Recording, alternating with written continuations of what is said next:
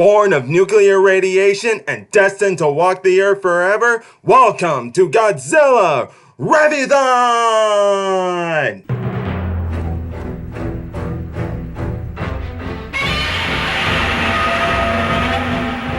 What's up, YouTubers of the world? MegaGeek Mixer here, ready to give you guys the 19th installment to the Godzilla franchise, known as Godzilla vs. Mothra, The Battle for Earth. Not to be confused with the first Godzilla vs. Mothra, which was known at that time as Godzilla vs. Mothra before it being switched to Mothra vs. Godzilla. Now, this film took place in 1993, if I'm not mistaken. Or wait, no. I think that's 1992. I don't remember exactly, but all I do know that in this film, it was really not all about Godzilla. It's like Mothra. It was really all about Mothra, along with a new monster named Battra, and Godzilla was just thrown in there as the main antagonist for those two monsters. The reason why for it, well, really, this plot's all about talking about how when it says battle for Earth, it's Earth one talking to how the Earth is a living being, and sometimes humanity upsets her, and it's because of that she created Battra, the Black Mothra, while Mothra is created to protect the people. Yeah, Mothra is still the good monster, even in the Heisei era.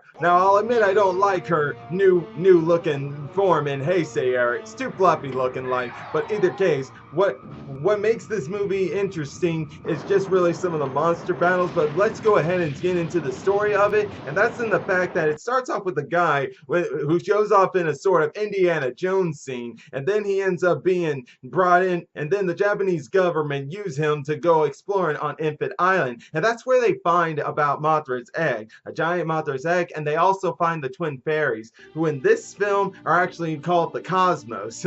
I wonder why they call them that, but it doesn't really matter. They talk about the story of the Earth Cosmos and Mothra and Battra and how they fought all the years ago. But now Battra is back, and he's not the only one back. Godzilla is back too. You see, they were both awakened by a meteorite that happens at the very beginning of the film that lands somewhere in the ocean where Godzilla was sleeping. And eventually, when the egg is being transported, Godzilla comes from the surface of the water and ends up having an encounter with Mothra, who hatches out of the egg.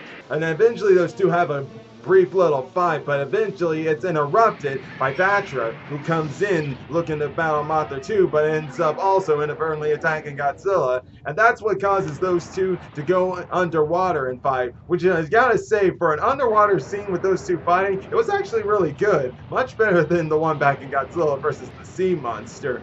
But eventually their fight was come to a conclusion because both Battra and Godzilla ended up falling into a volcanic eruption that happened underwater, and they would suddenly disappear. While Mothra seemed to have been fine, she went back home where she would rest in peace, while the Cosmos went to the mainland of Japan, where just like even in Mothra vs. Godzilla in the original Mothra movie, people try to kidnap them, and they do. And eventually the Cosmos need Mothra's help, so they call in Mothra to come out and rescue them. And man, they are not playing around. They're like saying, if you guys take her fairies, Mothra will come after you. She shows it by knocking out some of the battleships and causing chaos all around Tokyo, showing that nothing will stop her from getting her fairies. Now eventually the fairies are found, and they stop Mothra because they inform her she's okay.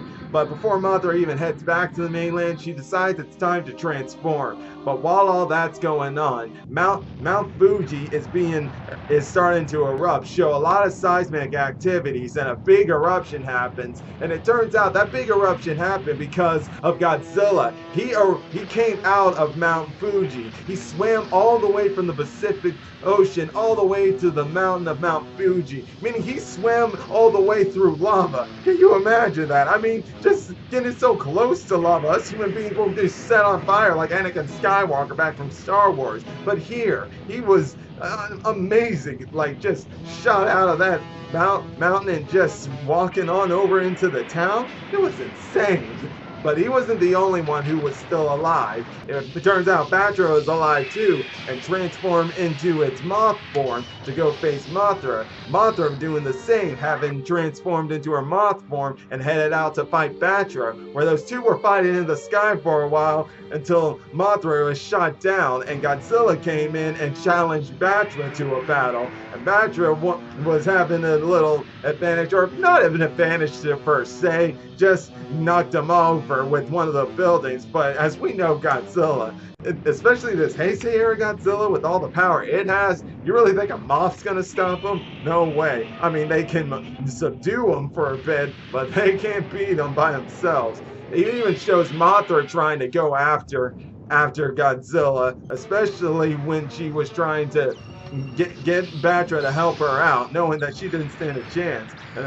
And she actually shows off a very interesting technique for the Heisei era film. You see, in this film, she shows off that by releasing lightning from her scale, she's also able, in that lightning thing, is that her beam reflections will reflect right back to the source. It didn't even, when Godzilla tried to use his beam, it reflected right back to him. However, one thing it can't reflect is the nuclear pulse. I won't lie, I love that nuclear pulse and the effects it brings to the table. I mean, seriously, if Godzilla could use that all the time, he'd be unstoppable. But then he'd be overpowered. But eventually, Battra and Mothra are able to beat Godzilla when they work together. They subdue him by working together and taking him back out to sea. But just like in Godzilla vs. King Ghidorah, Godzilla was not about to let this stop him. If he loses, he doesn't go down without taking somebody with him. And that's exactly what he did to Battra. He blasted Battra in the neck where he was bleeding, and Battra would die, leaving Mothra having no choice but to let go of Godzilla and let her fallen comrade die, while Godzilla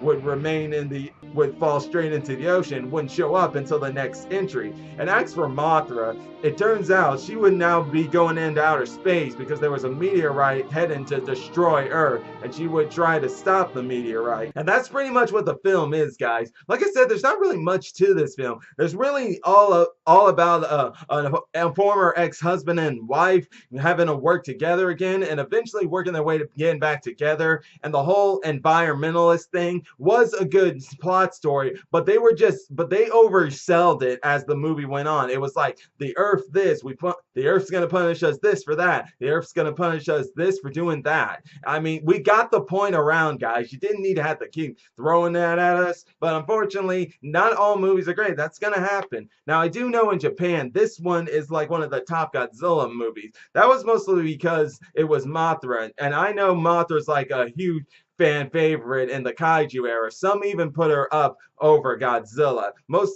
But hey, we all are entitled to our opinions. I even put Mothra on my top 5 list, but she's not above Godzilla, I'll mind you that.